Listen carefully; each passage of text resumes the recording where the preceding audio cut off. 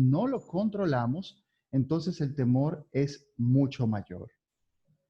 Y hay una tercera causa para el temor y es la incertidumbre por el futuro. No solamente el hecho de que no lo controlo, no solamente el hecho de que es un peligro inminente, sino también de que no sé qué va a pasar en el futuro, de que no tengo la menor idea de cómo va a reaccionar el mañana con la situación que estamos atravesando. Entonces, esos tres elementos son como las causas principales del temor. Y precisamente el COVID-19, el coronavirus, ha venido a ser una causa de temor en la vida del mundo. Y también incluidos nosotros como seres humanos, que somos, además de pastores y obreros, somos seres humanos. ¿Y por qué? Bueno, porque casi como vemos, el COVID es un peligro inminente, el coronavirus, la pandemia. No tenemos control de la situación, no la controlamos nosotros. Y además hay una gran incertidumbre en cuanto a qué va a pasar en el futuro. Entonces es una mezcla de situaciones que causa o puede causar un temor constante en Pues, el ser. Guarioné, Les voy a Guarioné. pedir que por favor nos colaboren con el audio. Me van a permitir un poquito. Ok, me van a permitir hacer algo en la configuración. Ya está. Entonces el COVID-19 ha venido a causar temor a nosotros.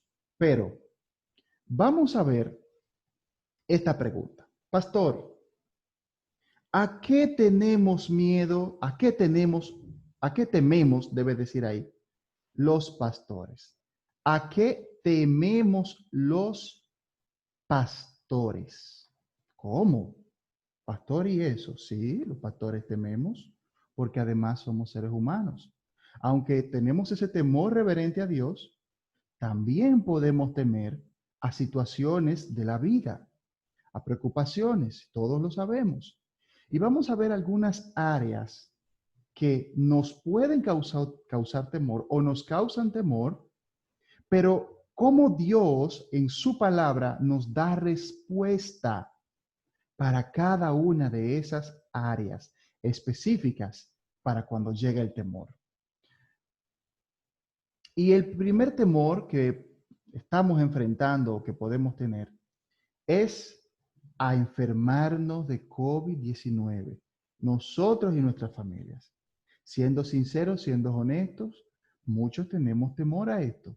De pronto algunos dirán, bueno, no me va a dar tan fuerte porque mi sistema de salud está bien, pero otros tienen condiciones de salud o temas de edad que causan temor en nosotros. Y no solo en nosotros, también en nuestras familias, en nuestros hijos, nuestros padres, nuestros hermanos, las personas que nos rodean, hasta en los miembros de la iglesia, nos preocupamos por ellos y tememos de que se puedan enfermar. Ahora, ¿qué nos dice la palabra de Dios para cuando venga el temor por la enfermedad? ¿Qué respuestas nos da la Biblia? Éxodo capítulo 15, versículo 26. Y dijo, si oyereis atentamente la voz de Jehová tu Dios, e hiciereis lo recto delante de sus ojos, y diereis oído a sus mandamientos, y guardareis todos sus estatutos, ninguna enfermedad de la que envía a los egipcios te enviaré a ti, porque yo soy Jehová, tu sanador. Aquí Dios está prometiendo y está revelándose a su pueblo como ese Jehová Rafa, el que lo conocemos, hemos predicado de esto, ese Dios sanador que cumpliría su promesa cuando el pueblo de Dios se mantuviera en obediencia. Entonces, pastor, pastora, hombre, mujer de Dios, tú le eres fiel a Dios, tú le estás sirviendo a un Dios que no falla, a un Dios que cumple sus promesas. Y ese Dios, Jehová, nos dice, yo soy Jehová, tu sanador.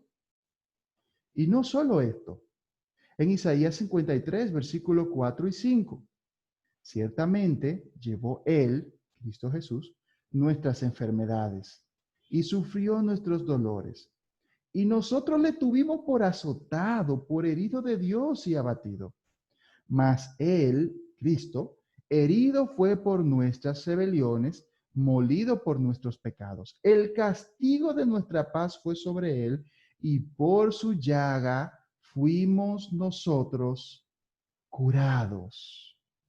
Todos hemos predicado esto, lo sabemos, es parte de lo que creemos, pero llega un momento en que se nos olvida o necesitamos que se nos recuerde. Y hoy el Espíritu Santo quiere recordarte que Jesús es nuestro sanador, que nuestra salud está en las manos de Cristo. Y a mí me encanta esta promesa porque se da al pueblo, se nos da más de 700 años antes de Cristo Jesús. Y es como si Isaías estuviera ahí en el día que crucificaron a Jesús y lo viera físicamente. El Señor le reveló desde todo ese tiempo a su pueblo cómo tenía planes de sanarlo a través de su Salvador del Mesías. Hermanos, pastores, pastora que me escuchas, Jesús es tu sanador y por su llaga fuimos nosotros curados, sea de lo que fuere. Y vamos a ver entonces qué más nos dice la palabra sobre Jesús. ¿Qué hizo Jesús en cuanto a las enfermedades? Quiero recordar Mateo capítulo 4, versículos 23 al 24. Dice, y recorrió Jesús toda Galilea, enseñando en las sinagogas de ellos y predicando el evangelio del reino y sanando toda enfermedad y toda dolencia del pueblo. Y se difundió su fama por toda Siria, y le trajeron todos los que tenían dolencias, los afligidos por diversas enfermedades y tormentos, los endemoniados, lunáticos y paralíticos, y los sanó a todos. Gloria a Dios. Yo quiero que nos enfaticemos aquí en cómo dice que Jesús sanaba toda enfermedad y toda dolencia. No nos dice algunas, no nos dice las enfermedades óseas, o sea, de los huesos. No nos dice que solo sanaba la diabetes. No nos dice que solo sanaba la gente con cáncer o con enfermedades terminales. Nos dice que sanaba toda dolencia. Cristo Jesús, nuestro Señor. Y más aún, dice adelante que le trajeron todos los que tenían dolencias y los enfermos y los sanó. ¿A quiénes? A todos los que iban a él, a todos los que con fe se acercaban a él buscando sanidad. Entonces, nuestro Señor no solo sana las enfermedades, sino que sana toda enfermedad. Yo me pregunto, y te pregunto a ti, pastor, ¿es Cristo menos poderoso ahora, en 2020, como estamos hoy, el 4 de agosto del 2020, es menos poderoso que cuando vivió aquí en la tierra, físicamente? Por supuesto que no, es el mismo ayer, hoy, por los siglos. Entonces, tu Señor, mi Señor, sana toda enfermedad, incluida el coronavirus. Y no solo el coronavirus, cualquier enfermedad que se pueda agravar o condición que se pueda agravar producto del coronavirus, el brazo de Jehová sigue siendo poderoso para sanar. Mateo capítulo 8, versículos 16 y 17. Cuando llegó la noche, trajeron a él muchos endemoniados y con la palabra echó fuera a los demonios. Y sanó a algunos de los enfermos, dice ahí. Sanó a todos los enfermos para que se cumpliese lo dicho por el profeta Isaías cuando dijo, él mismo tomó nuestras enfermedades y llevó nuestras dolencias. Aquí está Mateo con esta nota que me encanta. Él está registrando el cumplimiento de la profecía que leímos en Isaías. Que Jesús sanó, que Él mismo tomó nuestras dolencias y enfermedades y nos sanó. Ese es Cristo Jesús, nuestro sanador. Y yo vuelvo y te pregunto, ¿es menos poderoso Jesús ahora? Por supuesto que no. Cristo Jesús sigue teniendo el poder para sanar. Entonces, pastora, Jesús también sana el COVID. Así que no temeré. Aquí va una E y una R. Jesús también sana el COVID. Sea que tu familiar se haya enfermado, sea que algún miembro de tu hogar o un miembro de la iglesia, Jesús sana el COVID. Y si lo permite, que nos enfermemos nosotros o nos enfermemos uno de los nuestros que le servimos, que somos fieles a Él, pues gloria a Dios, lo permitió con un propósito. Pero si te enfermas o si se enferma un miembro de tu familia, de la iglesia, lo primero es acudir a Cristo, que me sane el sanador. No estamos diciendo que no nos vamos a cuidar, ni que no vamos a ir al médico, ni las medidas de prevención, por supuesto. El tema es, pastor, no tengas temor, no tengas prevención ni prudencia. Eso es otra cosa. El asunto es que ¿por qué temerle a la enfermedad si mi Jesús es el sanador? ¿Será que nuestra fe está flaqueando? ¿Pudiera ser? ¿Será que a veces se nos olvida que nuestro Jesús no solo es el Salvador, sino que también es el sanador? Si fuera así y lo tenía no tan presente en este momento, el Espíritu Santo hoy te recuerda que Jesús es tu sanador, es mi sanador, es nuestro sanador. Por eso, no temeré a la enfermedad. El segundo temor que puede venir a nuestras vidas en este tiempo de pandemia es temor a morir o que mueran nuestros seres queridos. No solo nosotros, sino nuestros seres queridos. Poquito fuerte, a veces no hablamos de esto, pero es una realidad. ¿Qué nos dice Filipenses 1, 21 al 22? Porque para mí el vivir es Cristo y el morir es ganancia. Mas si el vivir en la carne resulta para mi beneficio de la obra, no sé entonces qué escoger. Pero el asunto aquí es, como dice Pablo, para mí el vivir es Cristo y el morir es ganancia. Lo que Pablo nos dice, y hemos todos predicado de esto, nos lo sabemos, es recordarnos que pase lo que nos pase, nuestra vida está en las manos del Señor. Y que si hemos vivido una vida sirviéndole a Cristo hasta este tiempo, hasta en medio de la pandemia le seguimos sirviendo, si morimos, ¿a dónde vamos? A la presencia del Señor, lo sabemos. Entonces, ahí estaremos mejor que aquí. Entonces, morir para nosotros, los pastores, para los ministros del altar, los que servimos al Señor, eso no debe ser una causa de temor. Más fácil, peor sería vivir una vida donde de pronto nos alejáramos de Dios, o el temor debe ser para el que muere sin Cristo, pero para nosotros que tenemos al Señor, eso no debe ser causa de temor, es causa de confianza, que también nos dice Romanos 14, del 7 al 8, porque ninguno de nosotros vive para sí y ninguno muere para sí. Pues si vivimos, para el Señor vivimos, como dice el himno, y si morimos, para el Señor morimos. Así pues, sea que vivamos o que muramos, al final, pastora, del Señor somos. Si tú estás en este momento, el Señor te ha guardado del coronavirus, no te has enfermado, es porque del Señor eres.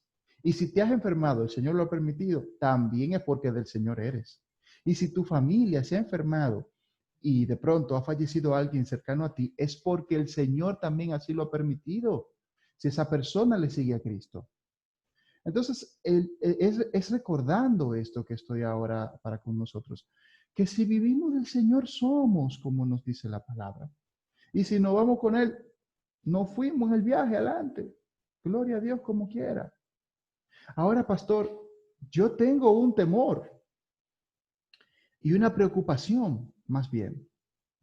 Y yo lo escribo así. Morir no es el problema. Morir sin Cristo lo es. Y cuando pienso en esto, yo digo, bueno, yo soy salvo, yo sé para dónde voy, mi esposa, pero tengo familiares que aún no conocen a Cristo. De pronto hay alguien en mi hogar, en mi familia, cercano a mí, de pronto alguien cercano a nosotros que aún no ha venido al Señor. Eso sí me preocupa. Pero me preocupa en el sentido proactivo, me preocupa en el sentido de que debo predicarle, de que debo orar por él, no temer. No temer que alguien muera, sino preocuparnos y más bien ocuparnos para que esa persona reciba a Cristo. Entonces, si en tu familia, pastor, hay alguien que tú estás preocupado porque pueda fallecer, o en tu iglesia, o en la iglesia, o en las personas cercanas a ti, asegúrate lo primero, sobre todo, que se vaya con Cristo si se va. Y para eso que lo recibe en este tiempo. ¿Y qué vamos a hacer entonces? En vez de preocuparnos, vamos a ocuparnos en predicarle a Cristo, en incentivar a la iglesia, por ende también, a que haga esto mismo, que no se angustie porque una persona muera, aunque haya tristeza. Vamos a ocuparnos en que la iglesia predique el evangelio y que pueda testificar del nombre del Señor. Entonces, dos temores, pastores, hasta ahora. Temor a enfermarnos de COVID y temor a morir o que muera alguien cercano a nosotros. Hay una tercera preocupación, un tercer temor que llega a nosotros como pastores y es temor a que la iglesia se debilite. Temor a que los hermanos se desanimen, que no sé, que todo esto que ha venido, la gente se descarríe. Uno sabe que no todos están en el mismo nivel espiritual de madurez. Algunos son más débiles, otros son más fuertes. Y tenemos ese temor como pastores. Y pienso que en gran medida eso es lo correcto, porque esa es nuestra responsabilidad. No temer por eso, no tener temor como de angustia, sino de preocupación, porque esa es nuestra responsabilidad, velar por la grey de Dios. Ahora, ¿qué nos dice la palabra? Vamos a reflexionar un momento lo que nos dice Mateo 16, Mateo capítulo 16, versículo 18. Jesús dijo, y yo también te digo que tú eres Pedro, y sobre esta roca edificaré mi iglesia, y las puertas del Hades no prevalecerán contra ella. Amén. Edificaré mi iglesia, dice Jesús. La iglesia que él compró a precio de sangre. Y escucha, pastor, recuerda, las puertas del Hades no prevalecerán contra ella. ¿Qué significa? Que la iglesia va a chocar, va a atacar, va a destruir, va a combatir las puertas del infierno, del Hades, de Satanás. No dice que las puertas de la iglesia van a ser destruidas.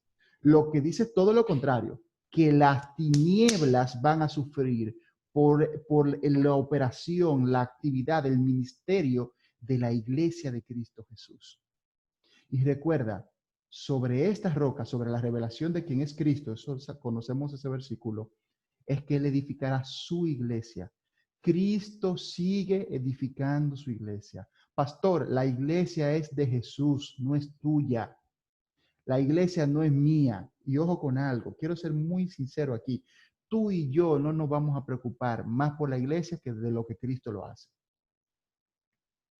Cristo está más comprometido, más preocupado, más ocupado, más decidido a cuidar de la iglesia que tú y que yo.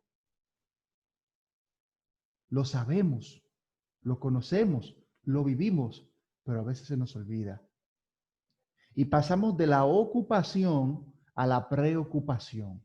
En vez de ocuparnos en nuestras labores de enseñar, predicar, guiar, exhortar, corregir, andamos angustiados y no dormimos a veces. Ay, este hombre se va a descarriar, este líder, esta familia se me va de la iglesia. Oye, Cristo edifica su iglesia, Cristo está edificando su iglesia en el sentido de que Él sigue en control, Él sigue en control. Jesús no se está haciendo de la vista gorda, Él está en control. Hechos capítulo 9, versículo 31. Entonces las iglesias tenían paz por toda Judea, Galilea y Samaria, y eran edificadas, andando en el temor del Señor, y se acrecentaban fortalecidas por el Espíritu Santo.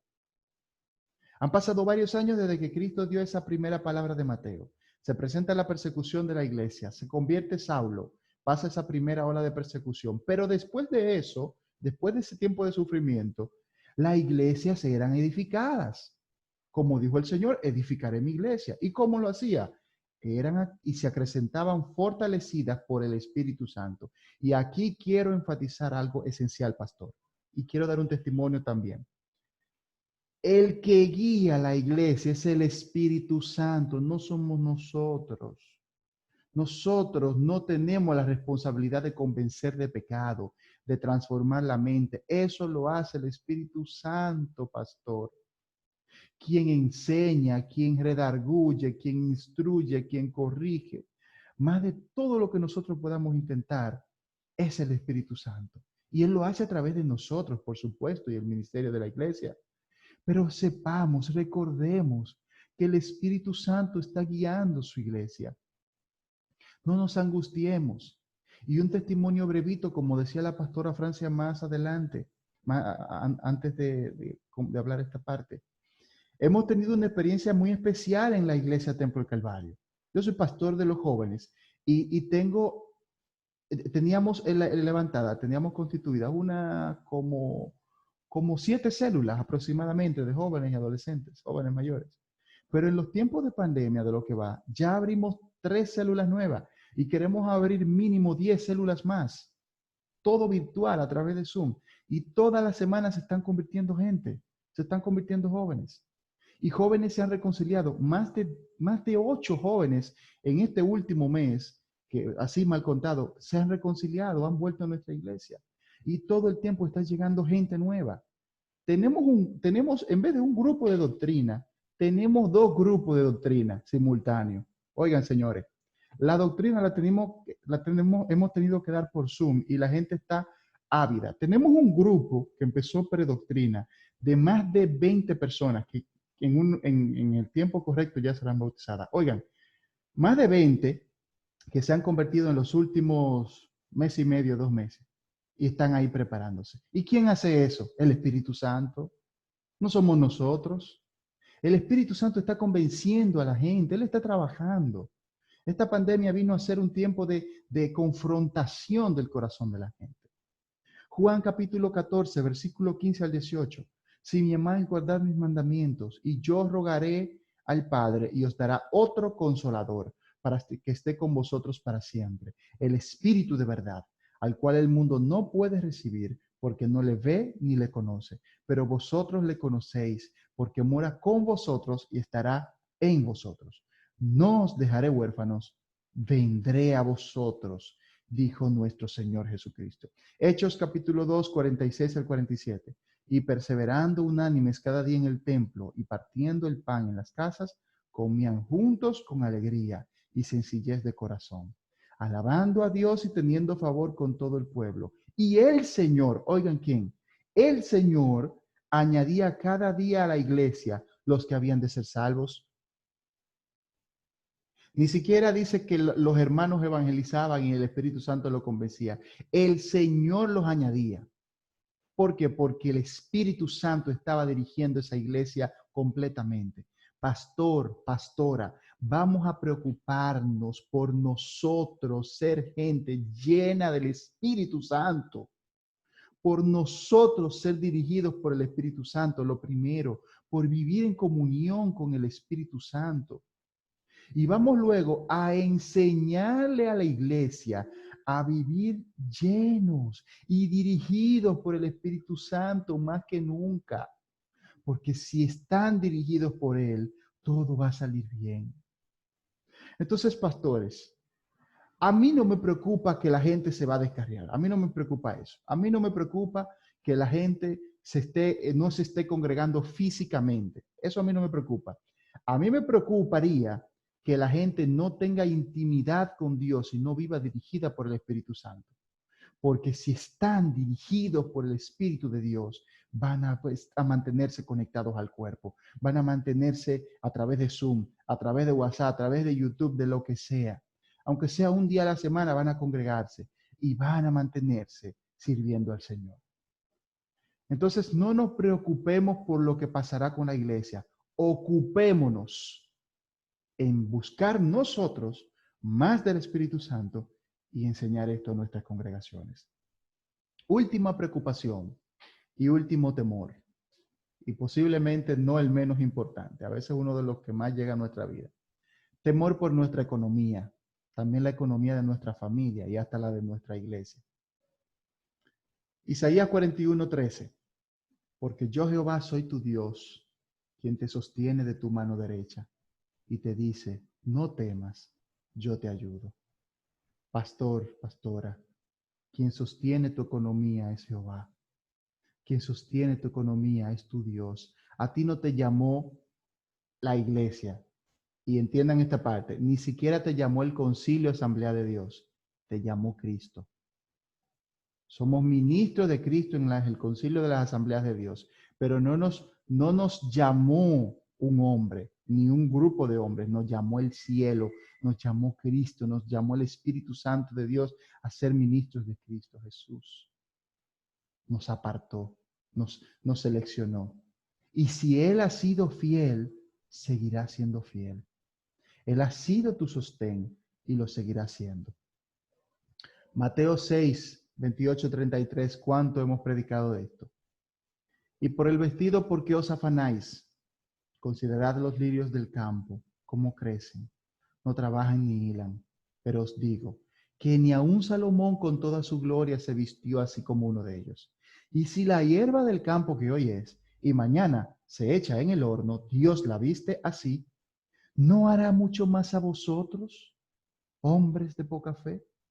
No os afanéis, pues, diciendo, ¿qué comeremos? ¿O qué beberemos? ¿O qué vestiremos? Porque los gentiles buscan todas estas cosas.